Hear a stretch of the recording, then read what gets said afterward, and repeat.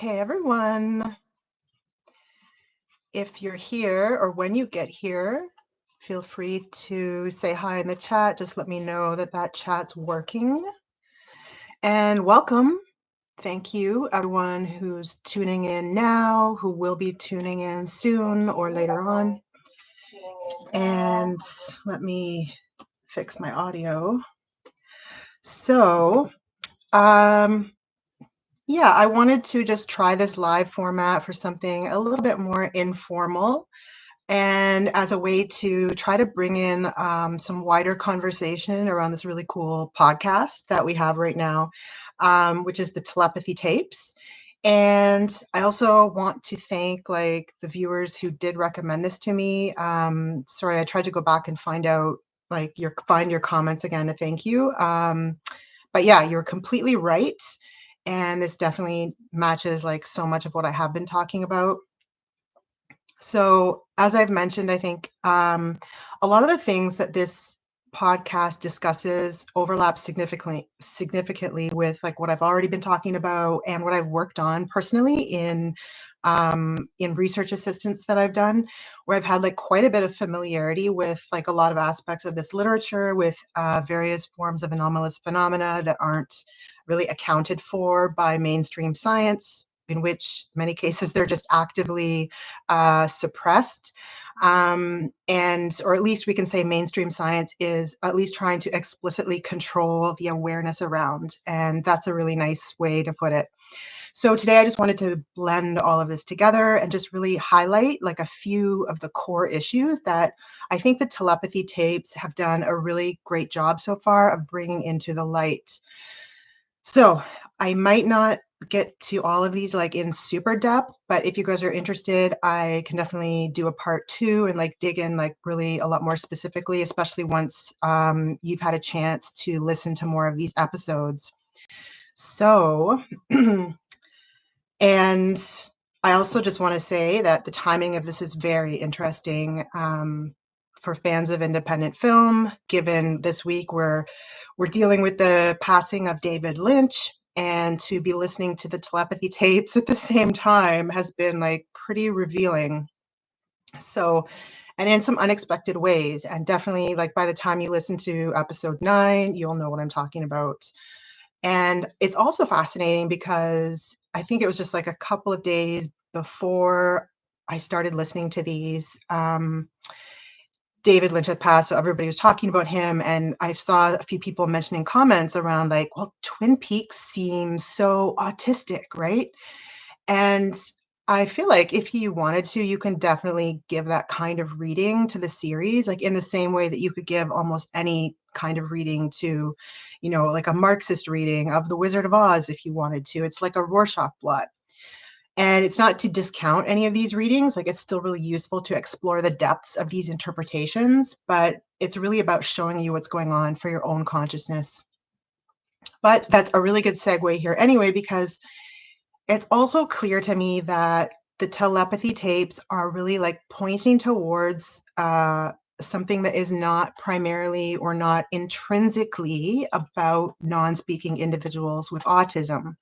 It's clear that they present a very unique, a very special way of demonstrating these abilities, and in the particular way that would be accepted in this format, in this visual documentary podcast type of format, which can be accepted a lot easier with today's mainstream perception. So, but the larger truth, obviously, is that we are all a part of this. And that's part of what this podcast goes on to really challenge. So, just really quickly, for anyone who hasn't seen this yet, it's a podcast that you can listen to it all on YouTube. I think they've just uploaded this. It's within the last month. There's 10 episodes. They're trying to raise money to complete a documentary. So they've it sounds like they've got most of the footage, they've got all the audio, and they've just converted it into this podcast so far, and they're just waiting on some funding. And it's basically an investigation into how so many non-speaking individuals with autism have very clear, very strong, and very accurate telepathic abilities. It's above 90% accuracy. And the production crew worked with trained scientists to set up legitimate gold standard testing that would actually be pretty irrational to doubt. And even by like the third episode, it's clear that there's so much more involved than just, someone's able to like guess or see like the card or the word or whatever's being read in the other room, which is exactly what happened. That was just like really the tip of the iceberg. And so there were like even more complicated phrases. Someone was like reading from the Bible at one point, and then their child was like in the garage and they were able to like spell out the sentence or the proverb, I think it was, that they were reading. So, but there's a lot of other phenomena that end up being involved beyond this. So, for example, these kids hold telepathic group meetups, and they go to school at night and they meet with higher dimensional beings who teach them all kinds of aspects of like cultural history, literature, art, that they would never have any access to on their own. And then moreover, what's even cooler on top of that is that these kids are already like meeting, they socialize telepathically, so they're not even in the same time zone. And then they're also teaching each other, so they end up knowing all kinds of like historical facts, mathematics, whatever.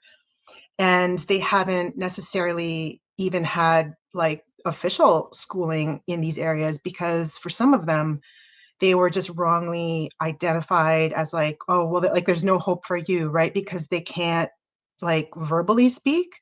Most of them can do, like they're obviously understanding everything. They have like linguistic capacity and they're spelling out a lot of these words. They're using different kinds of devices, but they were just wrongly like misidentified. And so they weren't even in some cases given like a proper education, yet they know all of this material. So it's really cool. But then it goes even deeper. Like they end up, there was like, I don't want to maybe spoil some of this for you guys, but they are passing on messages from ancestors, and yeah, it just goes on and on. So I just wanted to like get into like some of the larger issues that it raises, which again, like these aren't new, but this is just about the really unique way that this podcast is able to present it, because it's so clear. Like it's so, you would be crazy to like try to introduce doubt, because the production crew has been so painstaking with the way they present everything. And like once you start talking about like scientific methodology in a documentary, like you know that these people are like caring to do the due diligence and everything, and it checks out, because I've seen a lot of this research from other contexts and it checks out. So yeah, I'm just going to go over like three key areas that this raises for me, and then I'll share like one of my own really cool, like well, it's definitely shocking to me at the time experiences that I would say definitely convinced me of like a transcendent reality that is actually interacting, that we're already part of, that we can interact with, like a conversation basically. So, and then if we get some people in the chat, I would love to hear from you guys on like similar kinds of experiences you've had. So if you are a subscriber, I think you should have to like chat, like you can just type into the chat box if you want. I think it should be working. And yeah, so let's just get started here. So one of like the main theme that really comes up for me is this idea that our brains are filters for consciousness. And depending on, the experience, what you've already read so far, what you're already exposed to, this may sound pretty obvious, but definitely to many people, it's not.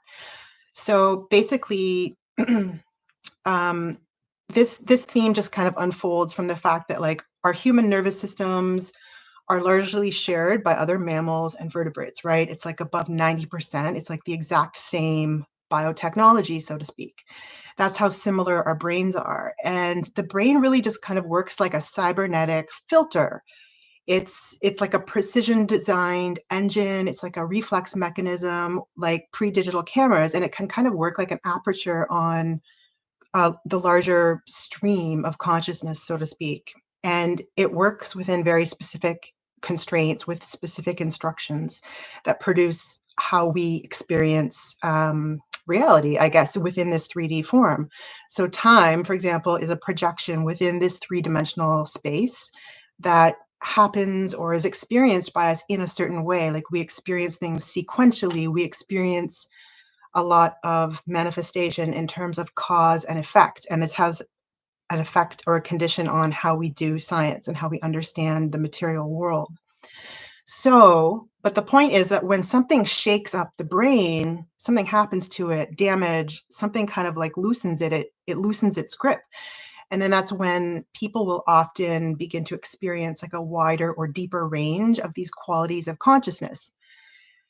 And so this goes well beyond like the frame of just like the perceptions that we have access to, but it begins to include more of abilities like the ability to influence physical matter. And probably it relates to some quality of there being like a greater coherence of meaning, which is able to come together with this increased intimacy with consciousness, so to speak. That's like a really awkward way to put it, but it seems clear that it involves meaning and it involves like a greater coherence than we're able to access in this like 3D, like fragmented type of reality that we have normally. So you get things like greater abilities in self-healing, greater abilities or clarity in higher forms of knowing, which means knowing things that you may not personally have access to. And now some people are already able to do that, and it's rare, but it does happen more frequently, especially with people, for example, who have had a lot of near-death experiences. Again, it's anything that kind of like shakes the brain up. So the parts loosen, the grip loosens, and then it's like more of this stream is able to like come through the filter. So for some people, maybe is still hard to believe. Like it feels like now, like more of a majority of people are accepting that some version of this is probably what's going on. But even if you believe in it, that doesn't mean that you can access this very easily. And one of the kids in the podcast said something really interesting, which is that uh, you don't get these abilities if you lie. So there's like a relationship to the truth. You have to actually, it's like you're already living on like a certain frequency of stepping into the truth, living in your truth before you can even begin to access some of these abilities. And it makes sense, right? Which is a whole separate topic, but it's the question of spiritual development, spiritual maturity, because you can imagine what would happen if everyone had access to some of this and without there being like the corresponding level of maturity, right? We already see that happening in science and technology, right? And it's near disastrous. So that kind of explains why most of these gifts aren't really available to the majority at this point. And but then again, like the main reason why some people do still find this hard to believe also is due to this legacy of like scientific materialism, which is still so heavy and present and conditioning on our experience. And just really quickly, again, this is just the belief and the assumption that science can only concern itself with what shows up in a material and physical form. So a result of atomic or subatomic interactions. And here, we want to interject that it makes sense that we're really fascinated by quantum field theory, but at the end of the day, that's still a form of reductionism. And it's been discussed quite widely that not everything that happens on a microscopic scale necessarily, it's not like a nice continuity where it just translates into these macroscopic levels, like really it's not even necessarily going to be the same phenomena. Do you know what I mean? So, as an interpretation of reality, though, materialism has these very specific rules about how things can exist. And one of these rules is that there are only material causes. And this has just been falsified. Like, you only need one counterexample to falsify a theory. So another big one of these rules that is assumed here is that the concept of mind is not even essential because all there is in a materialist worldview is just the brain, right? Like the idea is that all it is a bunch of neurons and they're interacting like these atoms do. And then poof, that just explains everything. It produces consciousness, it produces mind. That's the approach that like the medical model takes, is the approach that science still takes. And that's also basically been falsified. And there's 3 really cool examples here that I'll share just because I think it's really important, because if we don't keep that in mind, it's really easy actually to slip back into these materialist assumptions. So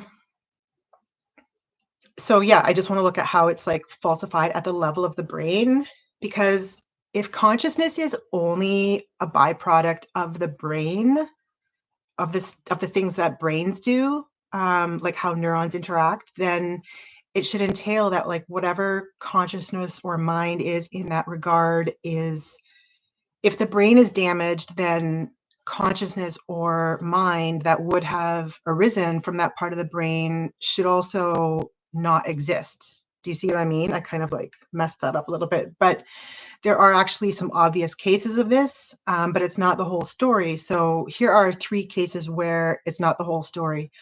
So about neuroplasticity, and I've seen like the studies where they show, this is like 10 years ago or so now, that monkeys who had damaged visual cortex, the V1, the occipital lobe area was like clearly damaged, so they couldn't see through that, but they were able to, I forget the details of how they did this. It's probably not nice, but the monkeys were able to see using the so-called auditory cortex. So these neurons are not like regulated. They're not like visual, auditory, like they can move around, they can change.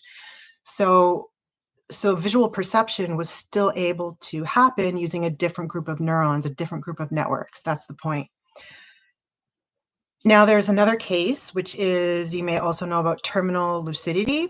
So if the relevant language and memory networks, for example, in a brain are so damaged that they cause some form of severe dementia where the person can't speak or remember anymore, then that should be the end of the story, but it's not.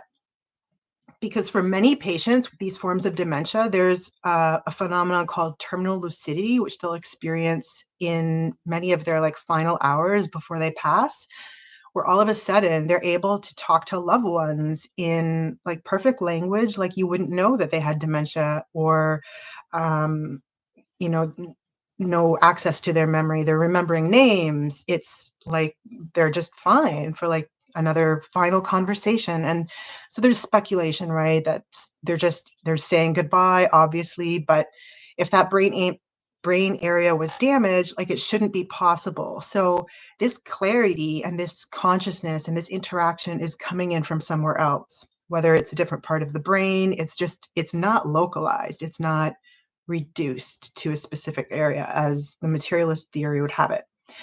And then finally, there's the obvious, really cool cases, very rare still, but of having obtaining knowledge while someone has died, like during a near-death experience, extended cases. So in one case, a patient has been like clinically brain dead for 20 minutes, and the brain will begin to suffer damage already like a minute after the heart stops. So 20 minutes is significant. And in this one case, I'd have to go back to like remember the names, but the patient's heart actually started beating again after 20 minutes. And the surgical team had all like derobed. The doctors were out in the hallway talking about whatever, they were going to go on break. But the machines were still like, nobody had finished like whatever, turning off the machines and everything yet. And they noticed, one of the assistants noticed that like the heart, the ECG, I guess, started beeping again. And so medical code of ethics, they have to go in and they looked at it, and the person's heart kept continuing. And then there are other functions they had to like basically go backwards and like start everything up again. And the patient's brain started showing regular activity. Anyways, long story short, the next day, the man was actually able to recount parts of the conversation that the doctors were having in the hallway after he was dead, after they had taken their robes off. They were no longer even in the same room. So if materialism was the answer and it's all about the brain being in an intact order and everything is working just so, like a little clockwork machine in the brain, if a brain is damaged that significantly, the person is dead, this type of perception, let alone knowledge and memory, should not be possible. Okay, so that's enough of that, you guys. I don't know if you've heard all of those cases or if you wanted to like add some more.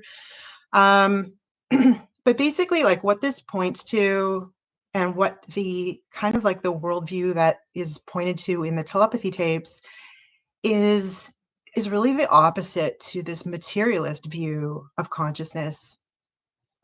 And the opposite is that consciousness is obviously fundamental and omnipresent and similar to the way that electromagnetic waves are or gravity is. And like the idea is that consciousness is also a fundamental force, as they would say in physics, but it's probably like I would say it's more expansive than that. It's not just like a force. Maybe it's more of a fabric. So, and there's many different versions of this basic position, but whether we think that it's quantum fields that alone are involved seems unlikely, or some kind of version of like Sheldrake's morphic fields, it seems pretty clear that it involves more than just what quantum science is able to show. For example, just for the simple fact of like different types of experiments where the intention of experimenters makes a difference. For example, in quantum science, like the test you hear the most about is the double slit test, right? And that's it. When it was originally discussed and utilized, like it was like a big mystery, right? But of course now it's not very mysterious at all. You can get even more obscure than the double slit experiment. So you want to look at like the quantum eraser double slit and then like the reverse quantum eraser double slit experiment. So if you think the double slit was crazy, like I could not even explain to you, I've read it many times, I could not explain to you the reverse quantum eraser double slit experiment. But the point is that it's no longer just the fact that there's an observer who is like changing the results of the experiment. It's also the intention of the observer. So it's not just the fact that something is being measured, there's an aspect of the quality of the consciousness, which is also modulating the effects. And that's why I think that it's quantum science alone is obviously very revealing, but like it seems clear that there's something even more additional than that. And it involves qualities of like intention and meaning. So that's pretty cool. Not all observers are equal. So, but let's bring this back again to the telepathy tapes. So I've watched like maybe about half of these so far. And yeah, and I think like the show might actually work better as a podcast rather than like a visual documentary, because I can imagine that once like the footage is involved again, like a lot of viewers are going to get really caught up, distracted visually, and get caught up into all these games of like, oh, well, the camera's not showing me everything. But if you listen to the podcast, it's very carefully edited, and like unless you want to like be nasty and like just deliberately assume that someone's trying to lie to you, there is no rational reason to doubt what is presented or to like fail to be like completely amazed at some of the activity that has been recorded. Um, so the key metaphor that these kids and these researchers and parents have been using to explain, like, quote unquote, how our minds are merging is this idea that consciousness offers up something like a group blackboard or a group clipboard that everyone kind of has access to at the same time. So when one of these parents reads a word or sees an image, or just sometimes even is just with their own private thoughts, like they're planning, they're like the one mother was like planning to go to Walmart and Target, and her child like knew about this when she entered his room. She hadn't said anything about it. So it's like these kids have access to that clipboard at the same time. And it's instant, right? Like they say, like it's not even like it's a download, it's just in the same way that is if I see the word appear on my screen right here, like I just also have access to it. And so even the parents began to say, like, this is obviously something more than just what we used to think of as telepathy. And these non-speaking kids would start to like refer to this place that they would access as the hill or the realms that they meet up within. And here's where it began to remind me also of like Twin Peaks for obvious reasons. So it was really cool to have that juxtaposition running in the background. So these kids go to these places at night in their sleep. And I mean, they're already telepathically communicating with each other in the waking state. But then additionally at night, they're going into deeper realms or higher realms, let's say. And they would explain how they would, it's like going to school basically. And they were trained or taught by angels. They mentioned angels. They mentioned higher dimensional beings. And yeah, but the parents also kind of they must also have access to some of this space because even though like the mothers didn't have these abilities themselves, they still had like this one-way ability. Like they were able to send, so to speak, their thoughts or images or whatever it was onto this kind of shared space. And they were doing it obviously not even always like voluntarily. They weren't even always aware that it was happening. So it was raising a lot of obvious questions about not just like privacy, but like where's the lines? Like, are there any lines? Are there any boundaries here? Are we in control of those? What determines what goes into that shared space and what is still, I don't know, is anything still just private to me in that sense? So, and then from there, like the show goes into, there were involuntary forms of mediumship that would occur. There were really interesting coordinated forms of after-death communication between people who don't even know each other. That was one case that I haven't really heard or read similar to that. You should just listen to it. I think it was episode 9, which is really wild, but yeah, I would even listen to it again, but it was quite affecting. Yeah, and then there were some more mundane things, like I've gone over some of the more mundane examples. Yeah, and then one of the kids' friends also knew. How did it work? Someone knew of their own death before it was going to happen, and then they shared it with the other kids. They were talking about it actually in advance. And this was all before everybody else had any indication of it. And then they found out later and they confirmed it.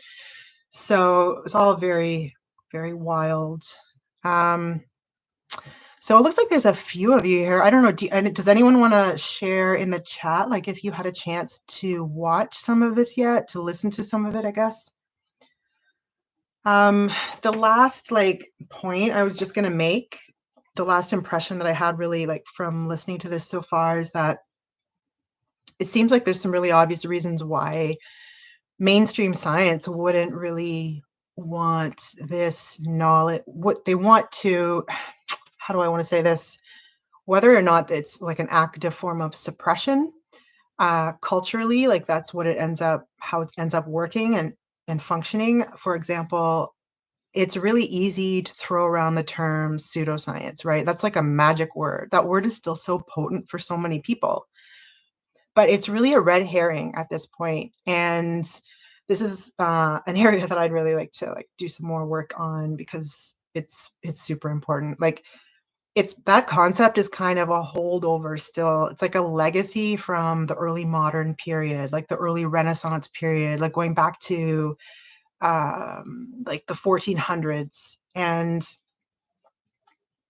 when the term pseudoscience now is thrown around, like it's more of a tool. It's an attempt to kind of shut down someone's natural curiosity about these phenomenon. And it's about shutting down your own intuitions about their veracity. It's about shutting down your own self-trust in your perceptions, in direct perception. And again, it stems back from the early Renaissance period when this concept was really needed, because this was in like the earliest days of the empirical scientific method, which was super necessary at that point. So we can't just like, it's not smart to, we have to like be properly like historically contextual with this, because at the time, so much of these activities were so entangled in religious ideas and in what like the church wanted, the Church of England in particular. It really was necessary to have like strict means of determining like what's going to count as evidence and how are we going to recognize that. And at that time, that did allow for some really important advances to happen. But it's totally different today. It's like the total opposite extreme of the spectrum. And today, like we don't, that's not the problem that we have today. Like now we have like researchers who are working on these areas now, and they are like working on aspects of clairvoyance and remote viewing, shared consciousness, shared dreaming. These are active areas of real research. And these scholars are legitimately trained from Harvard, from Stanford. Many of them are also certified physicians. And if they're working in this area, like they already know the type of like backlash that they would get. And so it's like they've managed to go even farther than the traditional gold standards for testing. And they've innovated, like instead of just double blind testing, which you've heard of, like there's triple blind testing now. And it's come from this community of researchers who are deliberately like doing honest work into like how these phenomena occur. So if anything, like we should really be hearing more about fraudulent activity and manipulations of data from the other side, from like what already happens in a lot of mainstream publications. And you can Google it yourself. Like it is discussed. Like there are articles in like the Atlantic or like New Scientist that I've seen on like replication falsification and so on.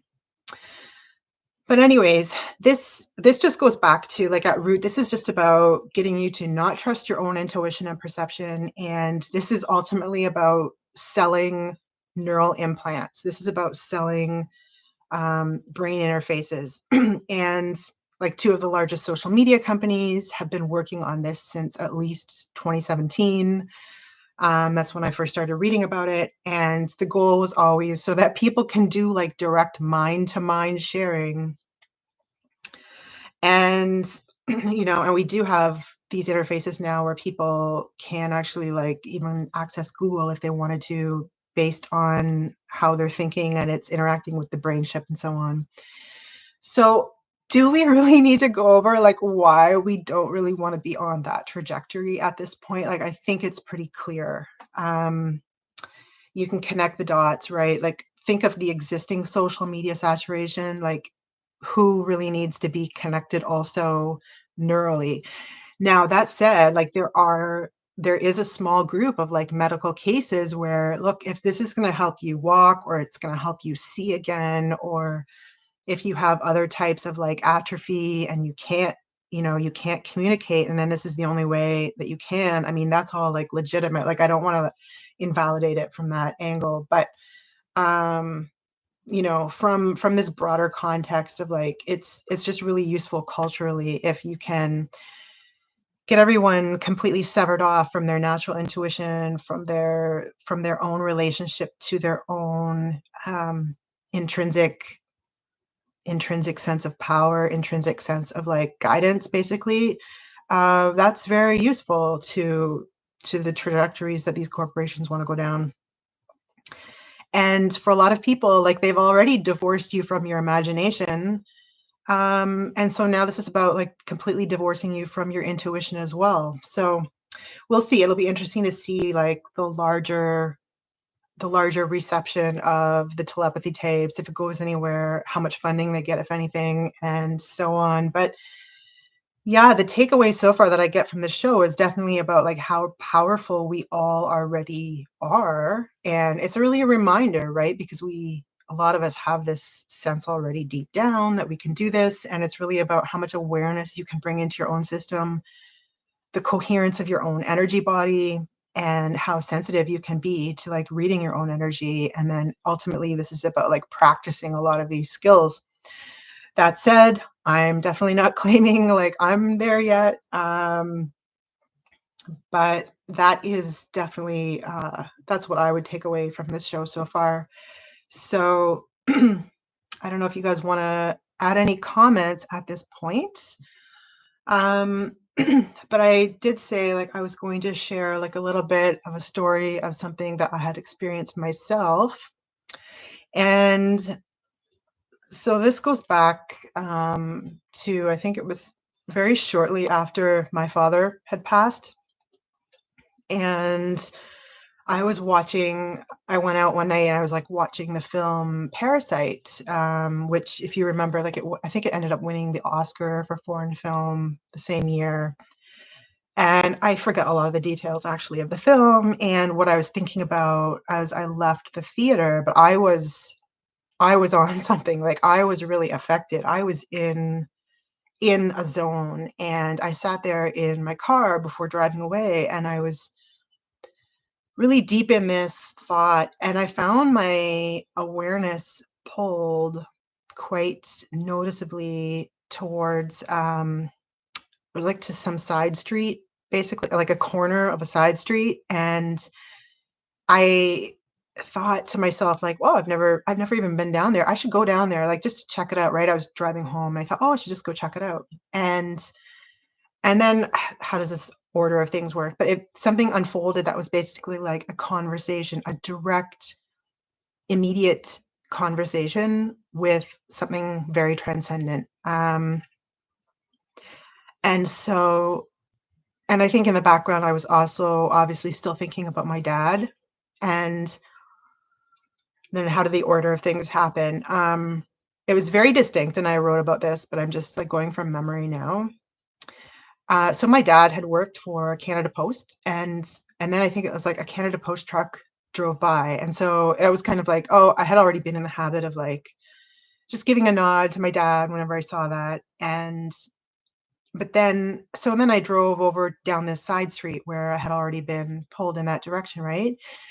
And as I said, I'd never been down there. Anyways, it turned out then it was like some kind of like, well, a lot of like Canada Post trucks were parked there, right? I don't know if it was like a depot, but there was just a lot of them. So I thought, oh, that's interesting.